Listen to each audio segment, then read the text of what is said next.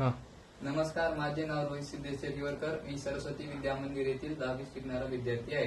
तर आमच्या विषयाचे नाव आहे floating farming in eastern India. तर या विषयाबद्दल थोडीफार माहिती सांगणार आहे. जसे की फ्लोटिंग फार्मिंग म्हणजे काय, ती कुठे वापरली जाते आणि इत्यादी. तर फ्लोटिंग फार्मिंग म्हणजे पाण्यावर तरंगणाऱ्या बेडवर भाजीपाला उगवण्याची पद्धत.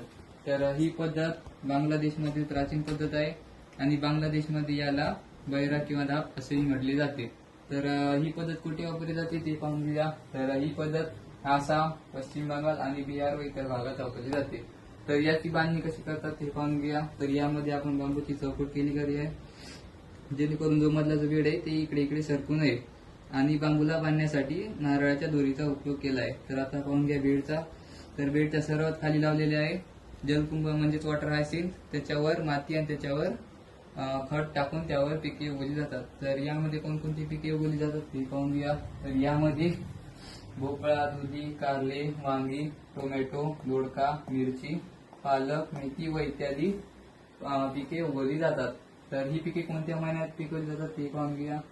तर जून ते जुलैमध्ये पालक, मेथी, कोथिंबीर, काकडी, कारले ही पिके पिकवली जातात. ऑगस्ट ते सप्टेंबर मध्ये दोडका, दुधी, टोमॅटो रोपे, मिरची रोपे हे पिकवली जातात. ऑक्टोबर ते नोव्हेंबर मध्ये वांगी, भेंडी, टोमॅटो, कांद्याची पात रोपे हे पिकवली जातात. डिसेंबर ते जानेवारी मध्ये कोबी, फ्लावर, गाजर, मुळा, मटार हे पिकवली जातात. फेब्रुवारी ते मार्च मध्ये पालक, मेथी, भोपळा, आले, हळद पिकवली जातात. आणि एप्रिल ते मे मध्ये काकडी, दोडका, पालेभाज्या पिकवली जातात. तर एवढी माहिती देऊन मी इथंच थांबतो. बाकीची माहिती माझा मित्र वत्सल मध्ये सांगेल. धन्यवाद.